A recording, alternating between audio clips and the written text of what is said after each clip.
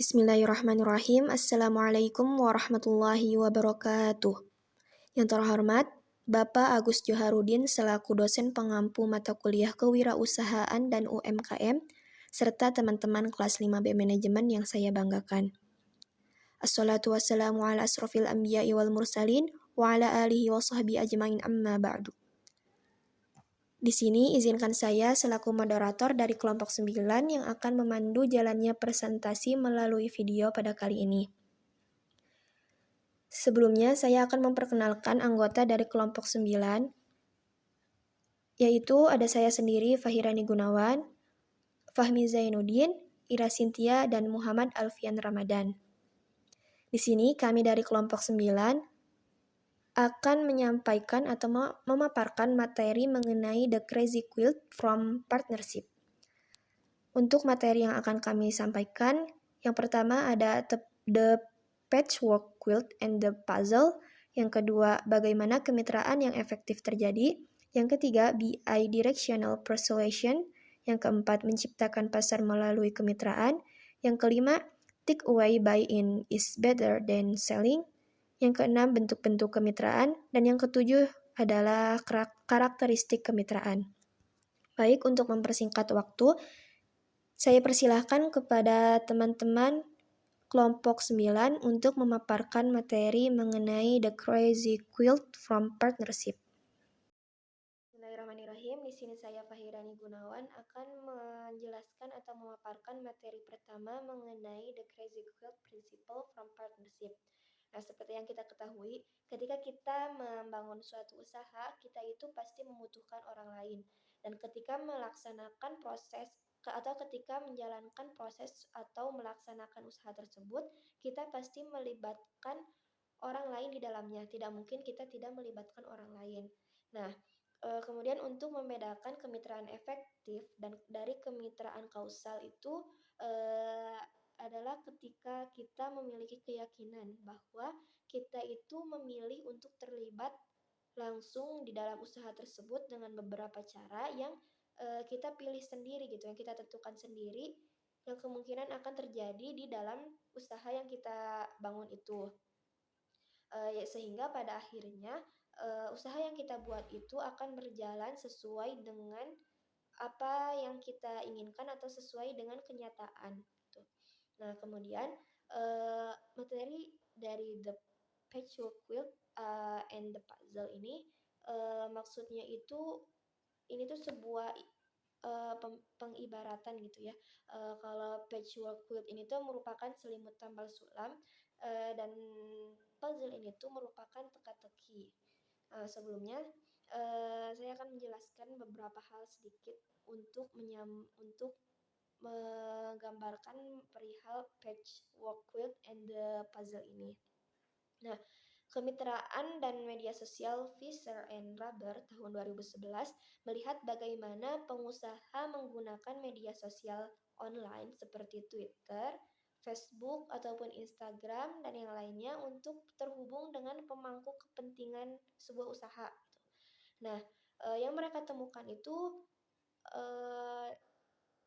bahwa kemungkinan efektuasi akan terjadi sangat besar ketika menggunakan media sosial ini gitu. Dan para pengusaha itu atau para wirausahawan itu menggunakannya untuk lebih mengembangkan usaha mereka. Jadi penggunaan media sosial ini itu akan menghasilkan hal yang paling utama, yaitu dapat memperluas sarana yang harus digunakan oleh seorang wirausahawan. Tetapi agar media sosial tersebut menjadi produktif, wirausahawan harus mengadopsi orientasi komunitas dan mematuhi norma-norma komunitas. Baik, selanjutnya saya akan langsung menjelaskan mengenai The Patchwork Quilt and the Puzzle ini tuh seperti apa sih maksudnya gitu. Nah, jadi secara metaforis terdapat 4 cara untuk membandingkan pendekatan mana yang paling efektif dan kausal menggunakan antara patchwork quilt and puzzle gitu. Jadi patchwork quilt and puzzle ini tuh merupakan suatu pendekatan dari untuk menentukan sebuah usaha yang akan kita laksanakan gitu. Jadi 4 cara untuk membandingkan pendekatan patchwork quilt dan puzzle ini tuh yang pertama, eee, untuk patchwork quilt itu berbeda dengan kita memecahkan suatu puzzle gitu. Jadi, quilter atau, mereka yang menggunakan pendekatan patchwork quilt ini tuh, dapat menentukan polanya sendiri. Bahkan, eee, ketika diibaratkan jika mereka itu memulai dengan sekeranjang tambalan yang sangat acak gitu ya, mereka itu dapat memilih tambalan mana sih, yang bagus atau yang baik untuk menggunakan dan, eee, menyandingkannya atau, eee, menempatkannya dengan cara yang, menurut mereka itu, dapat lebih berarti secara pribadi mereka gitu. Jadi, eee, quilter itu tuh dapat menyelesaikan permasalahan-permasalahan yang ada di suatu usaha tersebut sesuai dengan, cara mereka sendiri gitu, yang sangat menyenangkan, dan berarti sehingga tidak membuat para quil para quilter ini tuh terbebani ketika menjalankan usaha tersebut gitu. Sedangkan ketika mereka yang menggunakan pendekatan puzzle atau pendekatan dengan menggunakan pemecahan teka-teki, eee, dapat diibaratkan bahwa teka-teki itu dapat datang secara bersama-sama kan ya, eee, hanya dalam satu cara gitu. Jadi, eee, dapat simpulkan bahwa mereka yang menggunakan pendekatan puzzle ini tuh, opsi untuk menentukan, eee, atau menyelesaikan suatu masalah yang ada dalam usaha yang sedang dijalankan itu tuh lebih sedikit gitu. Jadi, istilahnya ruangnya itu lebih terbatas kayak gitu. Nah kemudian untuk, cara yang kedua itu, yaitu proyek quilting besar biasanya bersifat komunal. Nah maksudnya itu ketika quilter atau mereka yang menggunakan pendekatan patchwork quilt ini tuh, memiliki kinerja yang bagus gitu, mereka pasti akan bekerja sama dengan orang lain untuk, menjalankan usaha mereka gitu. Jadi, eee, mereka itu dapat berkolaborasi dengan orang lain yang memiliki atau mempunyai, istilahnya itu keranjang tambalan yang lain, sesuai selera dan bakat mereka yang nantinya itu akan digabungkan dengan, eee, quilter itu sendiri gitu. Jadi, ketika dalam prosesnya itu, quilter harus menentukan atau memutuskan, dengan siapa sih mereka akan bekerja sama dan mengapa mereka memilih orang tersebut untuk diajak bekerja sama dalam membangun usaha mereka gitu. Kemudian, quilter itu harus dapat mengelola berbagai masalah ketika berkoordinasi. Jadi koordinasi dari quilter itu sendiri tuh harus bagus dengan orang yang, mereka ajak untuk bekerja sama. Dan, quilter itu sendiri tuh harus menangani hal-hal yang tidak terduga gitu. Nah sedangkan untuk mereka yang memilih pendekatan puzzle atau mereka yang memilih dengan cara memecahkan teka-teki, mereka sama dapat bekerja sama dengan orang lain. Tetapi, ketika menggunakan pemecahan teka-teki ini tuh tidak berarti bahwa, eee, usaha atau permasalahan yang ada dalam usaha tersebut dapat diselesaikan dengan cepat gitu. Tetapi, eee dengan pemecahan teka-teki ini tuh mereka dapat mengubah cara apapun dengan bantuan atau kontribusi dari orang lain, seperti itu. Kemudian yang ketiga adalah, eee, bahwa patchwork quilt ini tuh memiliki ketidakpastian ketika selesai gitu. Maksudnya tuh jadi ketika menyelesaikan, Jadi quilter itu tuh harus menyelesaikan satu komitmen pada satu waktu gitu. Jadi eh, mereka memang harus mengambil keputusan dengan sangat tepat ketika menyelesaikan suatu permasalahan yang ada di dalam usahanya gitu. Jadi di pendekatan patchwork quilt ini tuh quilter atau mereka yang menggunakan pendekatan patchwork quilt ini tuh harus memiliki sebuah keputusan gitu, ataupun baik itu keputusan pribadi maupun keputusan dari kelompoknya itu sendiri. Dapat diibaratkan misalnya ketika membuat sebuah selimut gitu. Nah, quilter ini tuh harus menentukan atau memutuskan bagaimana skema warnanya, bagaimana jahitan atau perbatasannya, dan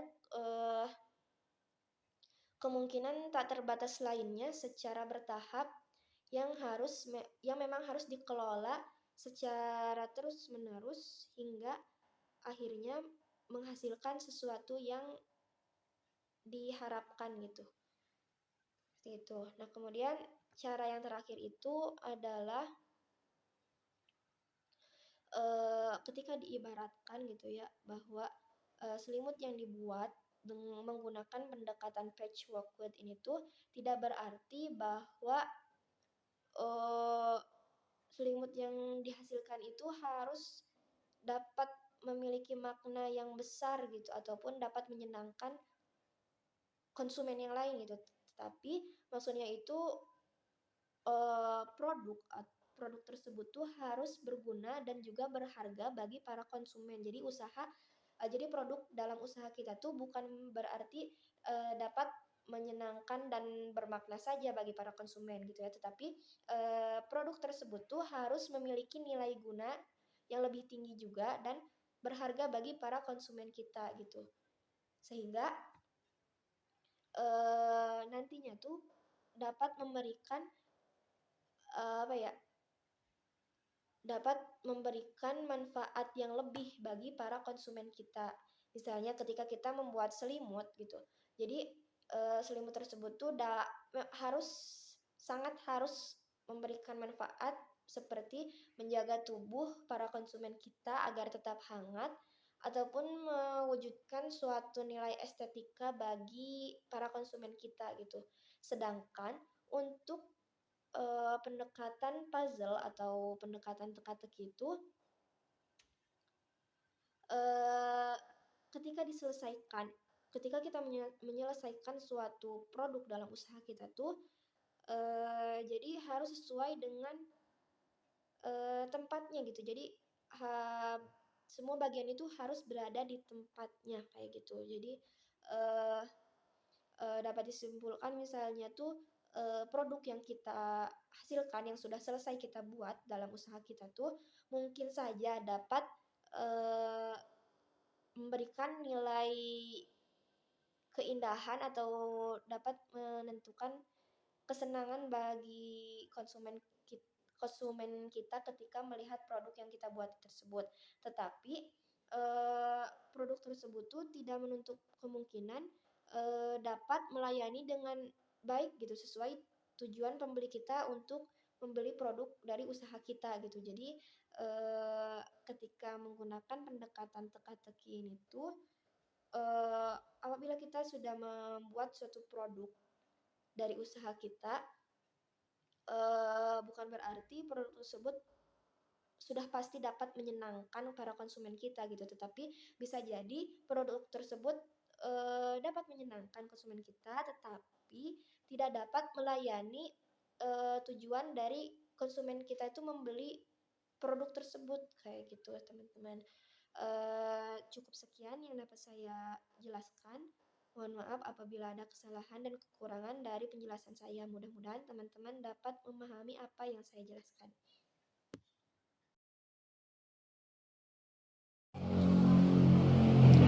Baik, saya Fahmi Jainuddin. Saya akan melanjutkan presentasi dari Saudara Vira. Bagaimana kemitraan yang efektif terjadi? Pemangku kepentingan mengikatkan sumber daya dengan imbalan kesempatan untuk membentuk kembali tujuan proyek dan mempengaruhi masa depan yang pada akhirnya akan dihasilkan. Dengan demikian, proses interaksi dengan pemangku kepentingan memiliki dua efek yang kontras. Di satu sisi, dengan setiap mitra baru, sarana peningkatan usaha yang baru tidak hanya tentang sarana keuangan, memungkinkan kemungkinan baru. Di sisi lain, ketika komitmen terakumulasi, tujuan usaha mengkristal dan arahnya menjadi lebih spesifik. Interaksi antara mitra pemangku kepentingan yang efektif didasarkan pada 3 prinsip. Yang pertama, setiap pemangku kepentingan membawa sarana baru untuk usaha atau means. Yang kedua, setiap pemangku kepentingan berusaha untuk menginvestasikan kerugian yang mampu dihadapi atau affordable loss. Yang ketiga, setiap interaksi mengandung kemungkinan tak terduga atau kejutan. Selanjutnya ada materi tentang BI, Directional Persuasion. Bekerja di lingkungan yang tidak pasti dengan produk atau layanan yang belum ditentukan membuat Anda harus persuasif atau bisa dibujuk. Pada akhirnya, penciptaan usaha tersebut adalah hasil dari interaksi antara pemangku kepentingan. Sekian dari saya, terima kasih. Bismillahirrahmanirrahim. Saya Muhammad Alfian Ramadan. Saya akan menjelaskan materi tentang menciptakan pasar melalui kemitraan. Setiap pemangku kepentingan yang berkomitmen memperluas sarana yang tersedia untuk usaha tersebut, membuat usaha tersebut lebih layak, dan setiap pemangku kepentingan yang berkomitmen mengarahkan konsep usaha ke konsep yang lebih banyak orang telah membeli, meningkatkan kemungkinan bahwa ide tersebut adalah salah satu yang menyajikan validitas yang baik. Dan yang materi selanjutnya yaitu takeaway buy-in. Buy-in is better than selling. Interaksi yang efektif datang bersama-sama dengan adanya komitmen. Sebaik apapun memiliki seseorang yang bersedia melakukan transaksi dengan Anda, yang sebenarnya Anda inginkan adalah komitmen yang konkret dan rasional untuk bersama-sama menciptakan ide dengan Anda. Sekian. Baik, saya Ira Sintia akan melanjutkan materi selanjutnya. Di sini saya akan melanjutkan materi tentang bentuk-bentuk kemitraan. Terdapat 10 bentuk atau pola kemitraan menurut pasal 106 Peraturan Pemerintah Nomor 7 Tahun 2021 tentang kemudahan perlindungan dan pemberdayaan koperasi dan UMKM. Di antaranya itu yang pertama itu ada inti plasma. Dalam pemitraan inti plasma terdapat dua macam hubungan kemitraan, yaitu usaha besar sebagai inti dengan UMKM sebagai plasma. Yang kedua itu ada usaha menengah sebagai inti dengan UMK sebagai plasma. Yang kedua itu ada subkontrak. Pada pola kemitraan subkontrak terdapat dua macam hubungan kemitraan. Yang pertama ada usaha besar sebagai kontrak dengan UMKM sebagai subkontraktor. Yang kedua, ada usaha menengah sebagai kontraktor dan UMK sebagai subkontrak. Yang ketiga itu ada waralaba. Yang dapat berkedudukan sebagai pemberi waralaba adalah usaha besar dengan UMKM sebagai penerima waralaba. Selain itu juga usaha menengah juga dapat menjadi pemberian waralaba dengan UMK sebagai penerima waralaba. Yang keempat itu ada perdagangan umum. Di perdagangan umum, usaha besar dan UMKM bekerja sama dalam hal pemasaran dan penyediaan lokasi usaha secara terbuka. Dan yang kelima itu ada distribusi dan keagenan. Terdapat dua bentuk kemitraan yang dapat dilakukan, diantaranya itu yang pertama itu ada usaha besar memberikan hak khusus kepada UMKM untuk memasarkan barang dan jasa. Yang selanjutnya itu ada usaha menengah memberikan hak khusus kepada UMK untuk memasarkan barang dan jasa. Yang keenam ada rantai pasok. Kemitraan rantai pasok merupakan kerjasama antara UMKM dan usaha besar bergantungan gitu satu sama lain dengan aliran barang dan jasa untuk mengubah bahan mentah menjadi produksi dalam rangka efisiensi. Yang ketujuh itu ada bagi hasil dan kemitraan bagi hasil. Usaha besar membiayai UMKM yang menjalankan usaha. Selain itu juga, usaha menengah juga dapat membiayai UMK yang menjalankan usaha. Yang selanjutnya itu ada kerja sama operasional. Kerja sama operasional sifatnya sementara ya. Dalam hal ini UMKM bekerja sama dengan usaha besar sampai dengan selesai pekerjaannya. UMK juga dapat bekerja sama dengan usaha menengah dalam pekerjaan sementara ini sampai pekerjaannya terselesaikan. Yang kesembilan itu ada usaha patung atau joint venture. Terdapat unsur asing dalam joint venture, diantaranya itu yang pertama, UMKM melakukan kemitraan usaha dengan usaha menengah asing. Yang kedua, UMK dapat melakukan kemitraan usaha dengan usaha menengah asing. Yang ke-10 ada penyumberluan. Seperti ketentuan pada Undang-Undang Ketenagakerjaan dan Undang-Undang Cipta Kerja, penyumberluan itu juga disebut outsourcing. Jadi outsourcing diperuntukkan pada bidang dan jenis usaha yang bukan merupakan pekerjaan pokok. Baik, materi selanjutnya itu ada karakteristik kemitraan. Terdapat 5 karakteristik kemitraan. Yang pertama itu ada kontrak dan formasi. Suatu perusahaan yang mempunyai banyak pemilih harus mempunyai suatu perjanjian hukum antara setiap mitra, jadi harus ada kontrak kemitraan untuk bisa mendirikan sebuah perusahaan kemitraan. Yang kedua itu ada kewajiban tidak terbatas. Setiap mitra harus bertanggung jawab terkait pembayaran utangnya, bahkan bila itu harus melikuiditasi aset pribadi sendirinya. Yang ketiga itu ada kontinuitas. Dalam urusan kebangkrutan, kematian, atau pensiun mitra, setiap bentuk kemitraan akan dibubarkan dalam mitra yang harus tersisa, harus bisa membuat kemitraan baru, sehingga setiap anak laki-laki tidak bisa mewariskan kemitraannya yang dilakukan oleh ayahnya, melainkan harus melakukan persetujuan dari mitra lain. Ia bisa ditambahkan sebagai pasangan yang baru. Yang keempat itu ada jumlah anggota maksimal 20. Tidak ada yang spesifik pada jumlah maksimal anggota yang memiliki perusahaan kemitraan, tapi berdasarkan Conference Act untuk perusahaan perbankan hanya diperbolehkan 10 anggota saja. Sedangkan untuk perusahaan lainnya maksimal anggotanya itu ada 20. Yang terakhir itu, yang kelima itu ada agen reksa. Seluruh mitra memiliki tanggung jawab terkait operasional perusahaan. Tapi terkadang ada suatu mitra atas nama mitra lainnya yang bisa dilakukan pengawasan atau pengambilan tindakan. Baik, sekian materi dari saya. Kembalikan kepada moderator. Alhamdulillahirrabbilalamin. Materi dari kelompok 9 sudah selesai disampaikan. Terima kasih banyak kepada anggota kelompok 9 yang telah memaparkan materi dengan sebaik mungkin. Dan juga saya ucapkan terima kasih banyak kepada Bapak dan teman-teman kelas 5B Manajemen yang telah menyimak video presentasi dari kelompok kami. Saya akhiri presentasi dari kelompok 9. Mohon maaf atas segala kekurangan dan kesalahan dari kami.